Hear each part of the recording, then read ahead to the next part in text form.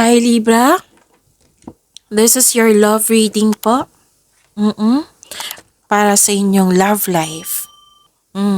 Pwedeng sa partner nyo ngayon, kung curious ka sa kanyang mga iniisip, sa kanyang nararamdaman, pwede din sa loss of connection sa isang tao na importante sa'yo, or sa potential na person mo na nagkaroon kayo ng connection. Okay? So, kunin natin yung energy ng person nyo. Isipin nyo siya. Para makuha ko yung energy niya.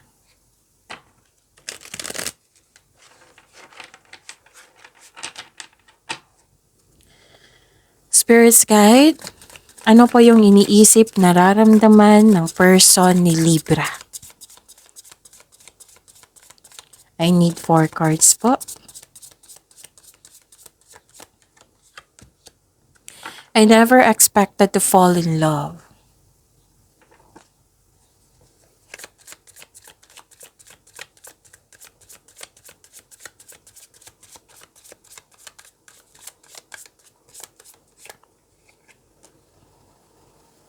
Puro in love to ah. I fell in love the moment I saw you.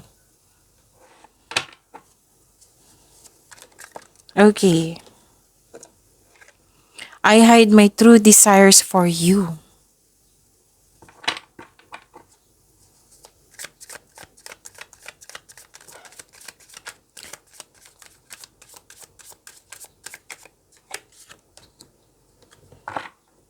Okay.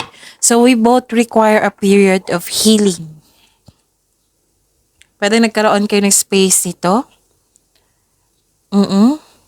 Pwede din na may nakita nga akong energy dito na isang potentials na isang tao. Pwede nagligaw to sa'yo. Pwede nagkaroon kayo ng space nito na hindi kayo nag-usap. Nagkaroon kayo ng loss of connection. Kasi kailangan po daw ng healing. Tapos sinago daw niya ang kanyang tunay na nararamdaman.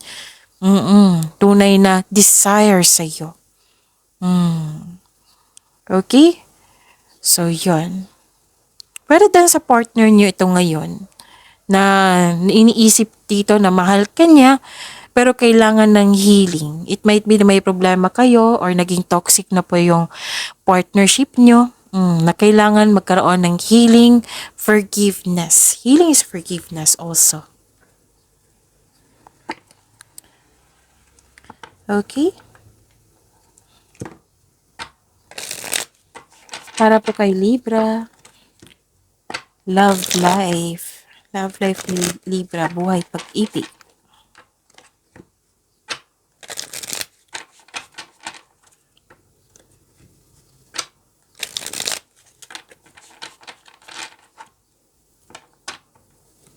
This is for you, Libra, sa inyong love life po.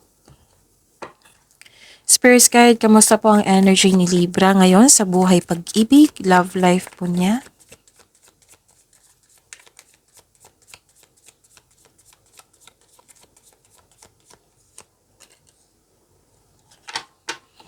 And the clarification of this card po.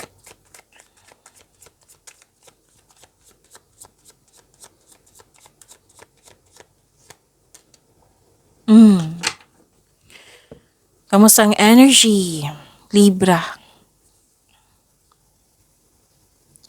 Nakita ko dito na nagkaroon po ng drained yung energy nyo. Pwedeng may concern, pwedeng concern to sa'yo ha, or concern mo sa isang tao. Kasi may nakita ako dito nakipag-inuman, nakipag-flirt, magkakaroon ng affair. So remember, this is general reading po. Kung naka-resonate kayo, then comment down. Kung hindi kayo naka-resonate, ibigay nyo po sa iba. Marami po na namang mensahe dito na-drain yung energy nyo sa kaka-party. Pwede din na-drain yung energy nyo kasi may ganap na away na hindi nagkaroon ng pagkakaunawaan. Lumabas din siya dito sa oracle cards nyo. So, protect your inner peace. Pwedeng temptation to. Oo, pwedeng temptation. Tapos, protect your inner peace. Isipin mo yung sarili mo Know your worth, protect your inner peace, accept and move forward towards your goal. So, kasi emotionally drained kayo dito eh. Nakita ko dito na nagkaroon po ng okay, so at the end of the day, magiging kampante ka sa kung ano ang sitwasyon mo. May parating, okay. Okay. May magbibigay ng tulong sa iyo. Na isang very malakas ang kanyang influence para para masunod yung nilayunin mo, para para mabigyan ng sagot ang yung may solusyon na sa inyong problema, basta magbibigay siya ng tulong sa iyo. So, magiging okay ka dito, magiging kampante ka, o makokontrol mo na itong mga nararamdaman mo. Mas lumawak yung ambisyon mo. You are very inspired dito. Spirits guide, challenges na ma-overcome ni Libra sa love life niya.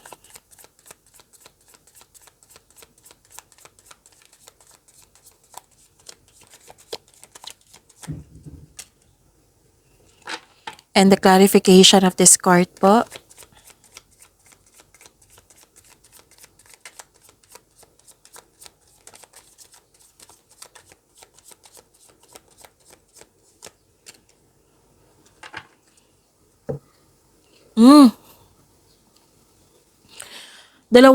Dalawang mensahe. Pwedeng nagtapos yung relasyon or pwedeng nagtapos yung paulit-ulit na lang na problema nyo.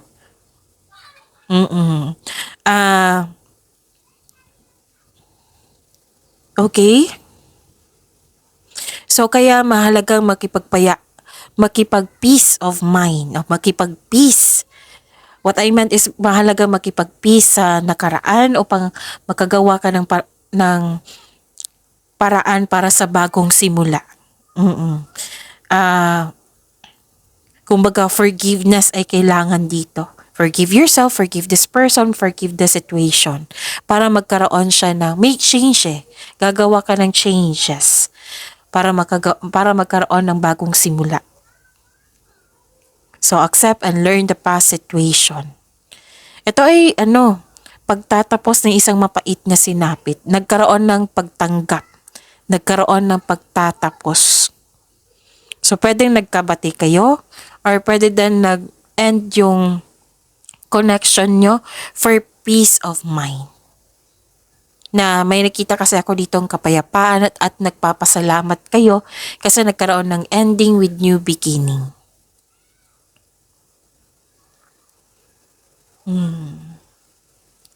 Nakita ko dito na pwede siyang makipag-usap sa iyo or may offer sa iyo pero hindi mo ito tatanggapin. Pwede din may delay sa pag-uusap. Pwede din may pinupush na situation na hindi dapat kasi hindi pa time. Pwede din sa pagbabago na ito hindi ka komportable kasi changes to cycles. End of cycle. Kailangan ng mahabang pasensya nito at lalo na yung sabi dito na pagtanggap sa mga nangyari. So, challenges yan na ma-overcome niyo po. So, isipin niyo po yung person niyo ngayon, okay? Spirits guide, kamusta po siyang energy ng person ni Libra? Ano yung gusto niyang sabihin kay Libra? Ano yung gusto niyang gawin or iniisip? Energy po. The clarification of this card po.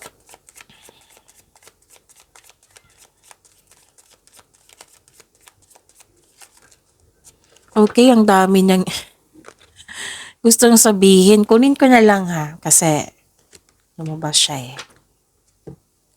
Libra, huwag niyong kalimutan mag-like and share sa ating channel. Bagong channel to ha, Love Job po ito. So huwag niyong kalimutan mag-subscribe din. Kasi this is This reading is timeless reading. Oo, tapos, yon, wag niyong kalimutan mag-subscribe, i-share niyo rin. So, this is, bawat araw isang sign. Kasi hindi ko kayang lahat ng signs kasi loaded na po ako. Kasi kung short reading lang, mabibitin kayo eh. Maraming nag-comment sa akin kung pwede long reading. So, ginawa ko. Pero, yun nga, paisa-isa. Oo. Pero, this is timeless reading naman. Okay. Nakita ko dito na nagkaroon po ng pagkakaisa. Gusto niya makipag-peace of minds. Peace of mind na naman, makipag-peace sa iyo. Gusto niyang magkaroon kayo ng pagkakaisa. Gusto niyang magkasundo kayo. Gusto niyang maggawa kayo. May balak siya eh. Gusto niya mag-create ng memories with you. Gusto kanyang ipakilala sa group of people, pwedeng sa family ito. Tapos, marami naman nag-support sa kanya para matuloy itong layunin niya sa iyo, sa inyong connection. May balak siyang mag-date kayo. Okay? At nakikita ko dito na nagkaroon po ng naging impatient nga lang siya. Gusto niya mag-usap kayo, pero pwedeng hindi pa time na kausapin siya. Pwedeng tinanggihan mo siya kasi may nasabi din ako dito. Naging frustrated siya eh. Naging impatient siya na gusto niyang magkaayos na kayo. Gusto niyang magkaroon ng healing kayo, na magiging okay kayo. Kasi ang ganda ng plano niya eh, na gusto niyang magkaayos kayo para magkaroon kayo ng memories, good memories. May plano siya na mag-outing kayo or mag-travel. Tapos, nag-overthink po siya. Oo, nag-overthink, nag-overanalyze, kaya naging impatient siya. So yun, maraming salamat po.